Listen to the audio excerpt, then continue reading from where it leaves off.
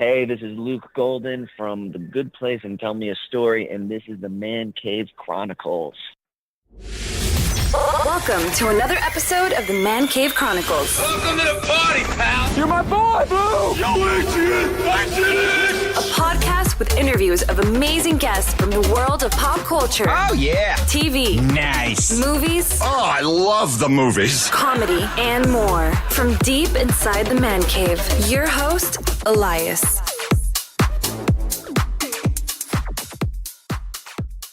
Luke, welcome to the cave. Hey, what's up? Thanks for having me on. What's going on with you, man? What's new?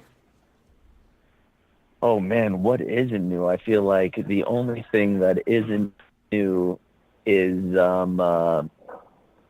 everything being new. I guess it's a new year, it's a new day, a lot of things happening, pilot season, exciting, a couple of other projects in the works. I'm at the Beverly Hilton. Life is good. There you go. So, the listeners know you as Chris Baker from The Good Place and Bill and Tell Me a Story, and we'll talk about that. But first, tell a little bit to the listeners about where you're from. So, born in Wisconsin. Lived in Chicago, moved to New York, upstate. I lived in Brooklyn, went to school in back to the Northeast, and just as of lately out in California. Yeah. How was it growing up in Wisconsin? It's so funny because I was just born there. I only was I think I left when I was about 1. Oh, wow. So I don't really know anything about Wisconsin, and I've been trying to do like a pilgrimage back home for the last decade at least to see my home roots. Yeah. So you're pretty much raised in New Things York. about it, but I don't have any. Yeah, pretty much raised in New York. Yeah, definitely. Primarily Brooklyn. So how was it growing up in Brooklyn? It's a nice little town. I loved it. Yeah, a little place, a little place. It was great. I don't have much to compare it to because I suppose you only have one childhood, right? But I think I would have had fun anywhere, but I lived to a park, so I got to interact with a lot of kids and of different ages, so I met a lot of friends when I was growing up and was introduced to a lot of athletics, being near basketball and handball and a baseball field. So I think growing up in the city gave me, an opportunity to get involved with athletics at a younger age. Yeah, that's good. What were some of the sports that you played? Well, before I moved into the city, I did a lot of wrestling, and then because I was so close to basketball courts, I was really into basketball growing up. But I played a lot of sports. I played soccer, and I did volleyball, track and field, and I also was pretty deep into the skateboarding game, too. Oh, nice. So you said you were big in basketball. I assume New York Knicks fan? I was a Knicks fan. Yeah, you could potentially have been going for the Nets, right? Was the Net they were kind of some people were into the Nets too, but yeah, I was a Knicks fan. But really random, I was a Kentucky basketball fan. I just liked watching college, to be honest. So I wasn't too big into the pros, but as I was growing up, I really was deep into collegiate. Yeah. So, college basketball. When March Madness rolls around, if you like basketball, you're really into it. Yeah, psyched about it. And then, as it would have it, I went to University of Florida, which was a huge sports school. Yeah. And while I was there, we won 4 national championships, 2 in basketball, 2 in football. And so I got my fix of the basketball for sure. It was awesome. March Madness, it was crazy. And my birthday's in March too. So we were killing the game. How was it when Kentucky came down there? Did you get a chance to see Kentucky play Florida? I don't think I ever did because I think that's when I was, because I played I was on my basketball team in high school. So I think I was a freshman or a sophomore. to that. And so I think as I got into my senior year and then ended up going to UF, those kind of Kentucky days faded away. I see. So when you went to UF, what did you study there?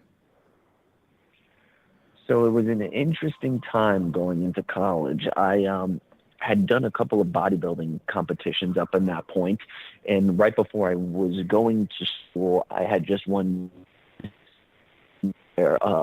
Empire State through the NABB organization. So I had wanted to keep going in that route as far as having an idea that felt like I was pretty good now at competitive bodybuilding. So as I went down to Florida, my main thing was just to get a degree while I was learning some acting and also building up my physique. Yeah. So my main interest that I got right into was the theater program there and also business, because Arnold Schwarzenegger, I found out, got a business degree, and I was very deep into, the mind of Arnold Schwarzenegger at the time, and still for sure, because I think he's a really interesting person and successful in many levels. So just an interesting person to look into. So I decided to get a business concentration as well. So I ended up leaving University of Florida with concentration in theater. Oh wow! So what made you pursue acting? I was always, when I was younger, I also got into a school play, but then my school no longer offered, I guess, a theater program. It was like a one and done kind of scenario. Yeah. And then after that, I was more like right in front of me, I guess, out of sight, out of mind. So kind of theater fell behind me, and I started doing, getting into more of the athletics. But I guess what really tied me in was just kind of such an interest with performing and film and getting really into the film aspect.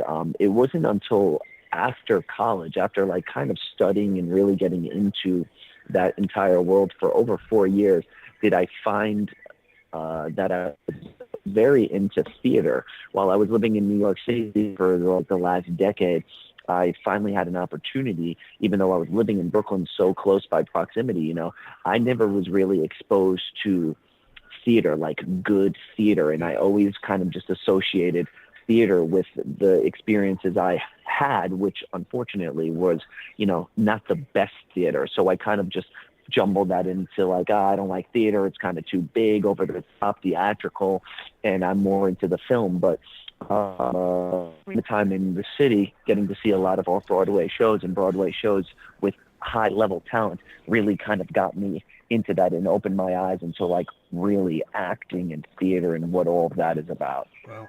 So you mentioned Arnold before. I have to ask, were you a huge fan of his documentary that's always on Netflix with him and Lou Ferrigno? Oh, the Pumping Iron? Yes. Yeah, so and me and my friends in high school, while we were getting ready for our annual bodybuilding show, because my high school had a bodybuilding show, we would just watch that over and over and watch Raw Iron, which was the 100 hours of uncut or used footage of Pumping Iron as well. So huge fan. And coincidentally, I just did a film alongside Lou Ferrigno Jr., which was pretty awesome because I was, obviously aware of Lou Ferrigno and a fan of his from the bodybuilding days. And about, 8 years ago, maybe it was 8 or 9 years ago, I was sitting on a plane in the last row. There was a space in between me and another person, and it was an older lady. And it turned out that woman was Lou Ferrigno's mother. Oh, wow. So we started just chatting. She was sitting next to the best person because I knew everything. So I knew she was at the 1975 Serge Nabray, Franco Colombo, Frank Zane, Louis, training, because I also sought out the gym where Lou Ferrigno trained in Brooklyn, which was a gym called, it's no longer in existence, but I believe it was Details Fitness, was in a basement. So I worked out there for years, just because of the, Pumping Iron and stuff. But it was pretty awesome that I gave an acting demo reel to Ferrigno, and then ended up working in a project with her grandson nearly a decade later. So pretty wild, yeah. Yeah, that's pretty good, man. So last fall, you returned to The Good Place for season 3 to reprise your role as Chris Baker. Tell the listeners a little bit what the show's about, and then about your audition for the show.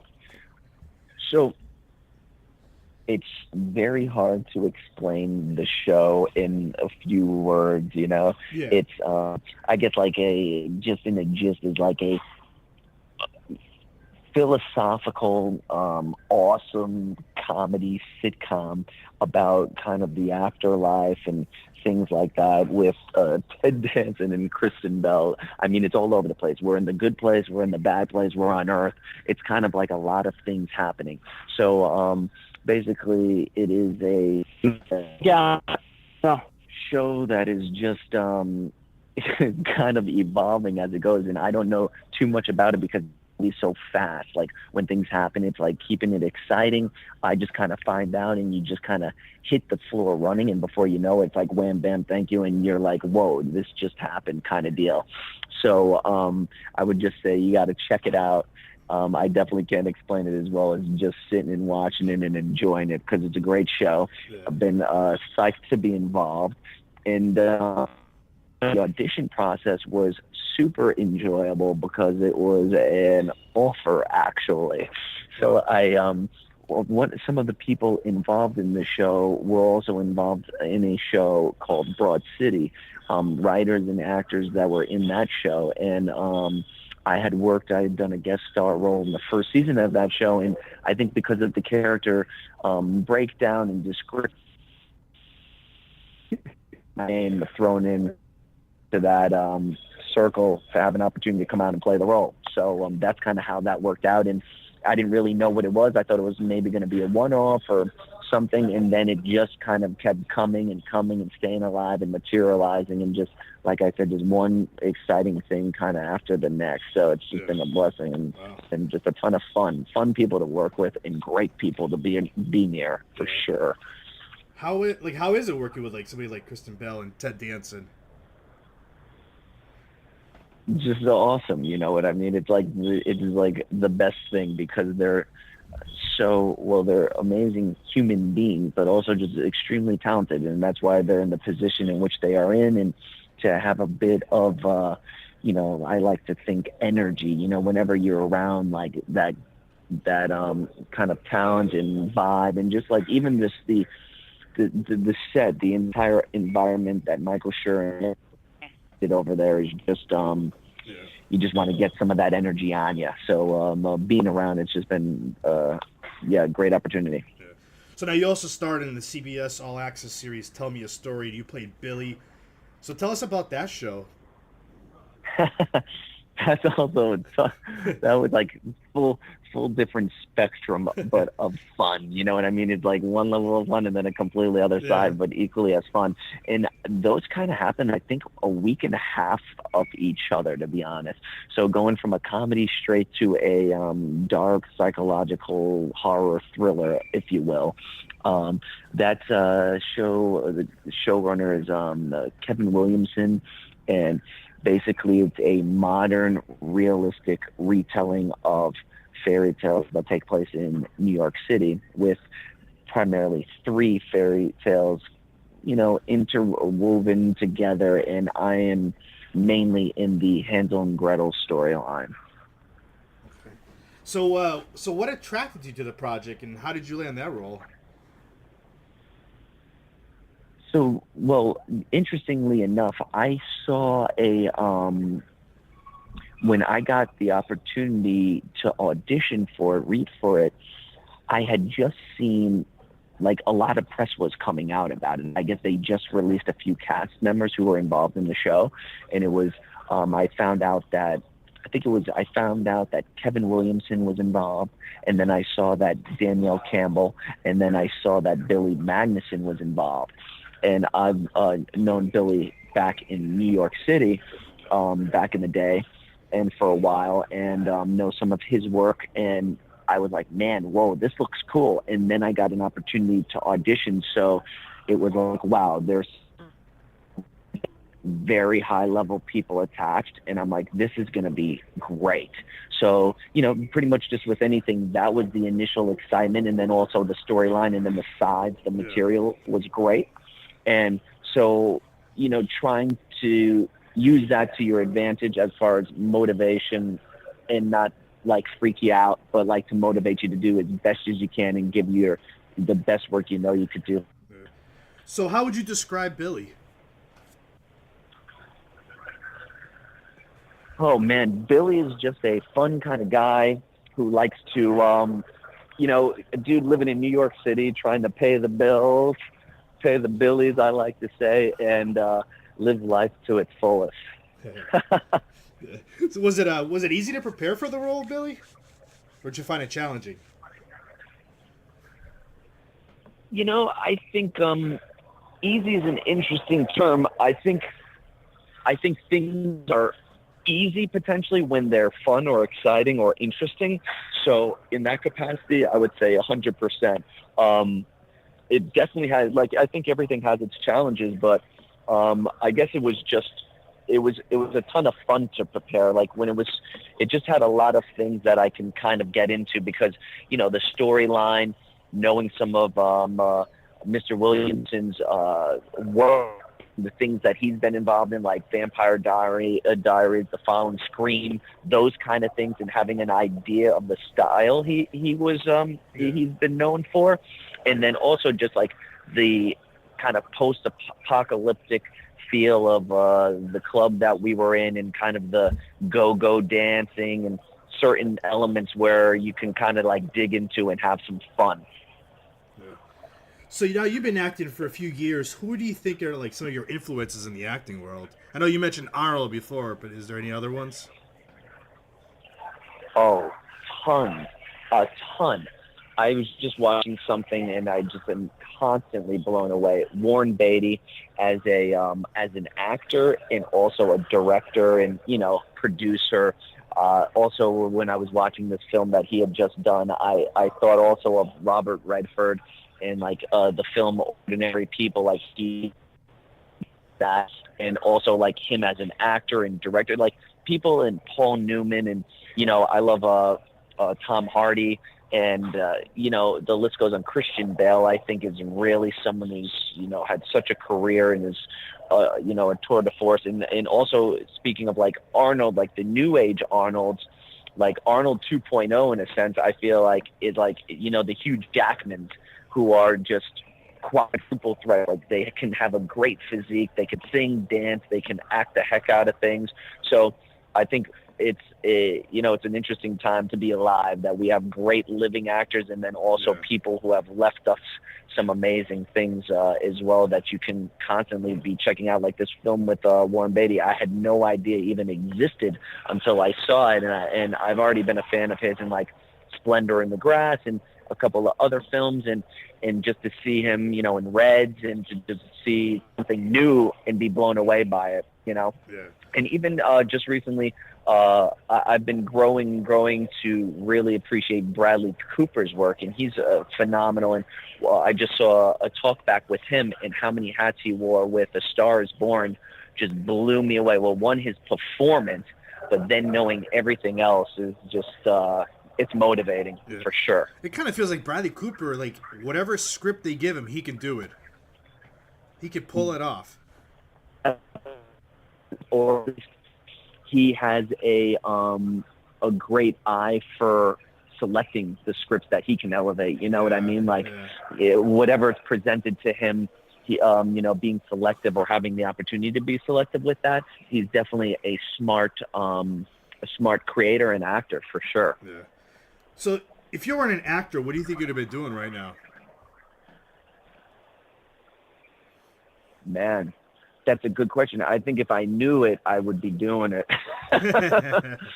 that's like I think I don't know. I think I don't know who it was, like Marlon Brando or somebody was saying, like, you know, acting is you do that until you know what else you're gonna do. You know what I mean? Kind of deal. But I guess it's a little bit of a joke, I suppose. But yeah, just because it's so, like, it takes up so much of your life. You know, when you're on,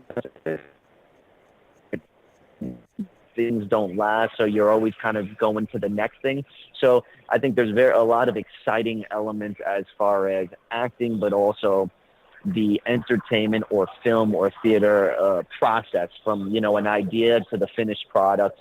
So I think there's a lot of things you can get busy with. So I don't know. I'm trying to think. Yeah, I don't know. Like I said, I guess if I knew, I would maybe try and do it, I guess. Do you have like a dream role that you want to play someday? Dream role. Interesting. So I always wonder about that. Is that a question like as one that like has already been played by somebody, but like doing like a Streetcar Named Desire, or like a role that hasn't really been out yet? You know what? Answer both, I guess. Shoot. Wow. Okay.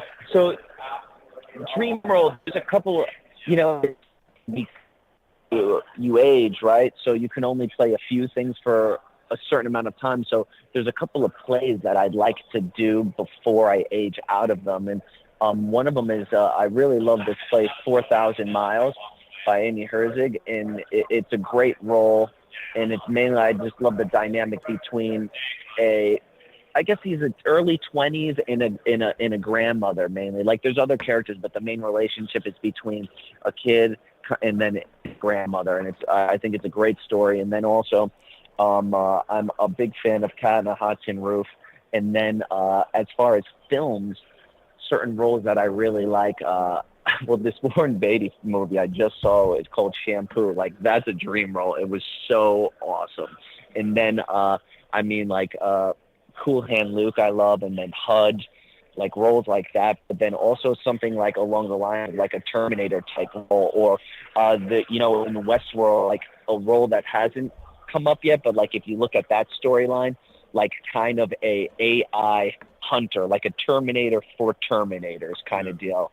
And the list goes on. Also like the movie Heat I love. Yeah, that's awesome. So like like any of those roles, like if it was Val Kilmer's or De Niro's or Robert De Niro or Sizemore or Trejo, like literally any one of those characters is phenomenal. Like just to be involved in a heist around people like that would be, an amazing experience. Or even Game of Thrones. And I just heard that they're doing a prequel to Game of Thrones. So if anyone's listening, your boy can ride a horse and swing a sword. Let me know. There you go. So you've done a lot of podcasts and interviews. What's something you wish you got asked on an interview or podcast that you've never been asked? Whoa, that's the first. Man. Wow. What would I like to be asked? Oh my goodness, my mind is blown. What haven't anyone asked me? I guess. Well, I thought I have no idea. I think what you've asked me has been really interesting. I guess it's the moment. I guess I don't know unless I know when I know it. Maybe his favorite role is what role you'd like to do thing. Maybe I guess what am I more so like, I guess instead of like what would I do if I wasn't an actor, but maybe what am I interested in? And I guess it's a fine line between projects that I want to do, or I love like dream roles, or what would I do if I wasn't an actor, but like combining both of those questions. And what I'm interested in currently is meeting inspirational people and collaborating with talented people who have something to say, and like getting more involved in not lessening any of the in front of the camera, like acting work and stuff like that, is my main pursuit, but being involved and getting involved on a production side as far as helping champion some stories that I'm passionate about or other people are passionate about, and creating just interesting work that brings human elements to it. So like just bringing good storytelling and keeping that going. So that's something that I would be interested in spending my time in and pursuing in the future as well. Yeah, that's great. So, So you said you had a couple more projects coming up for 2019. Is there any one of them you can talk about? You broke up a little bit on that. You said I had a couple more. What? Sorry about that. So you said you have some stuff going on in 2019, like projects. What are some that you can talk about? Oh, great. Yeah. So it's been an exciting year. So just I've got a few things that might be coming through. I've also got a couple of films that are soon, like that are hoping to have, I guess, mid-2019 releases. One of them is a film called Fluidity, directed by Linda Yellen, and another film called Final Frequency that is more of a sci-fi adventure film that was a ton of fun to make, and I got to play a veteran, dealing with some PTSD, and I get to blow up some stuff and shoot some ray guns, which was awesome. And I'm working on developing a pilot based on a concept I put together and shot a decade ago. Oh, wow. And it's it's related to the fitness background that I have.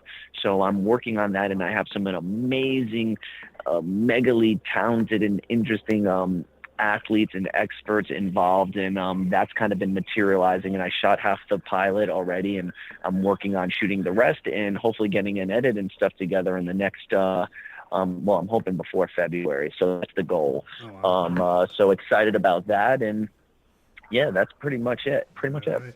And now lastly, how can the listeners find you on social media? So I am on Luke Guldan Official at Instagram, Luke Guldan Official on Facebook, and then just Luke Guldan on Twitter. All right. I want to thank you for coming on, and this was fun. Awesome. Thank you so much.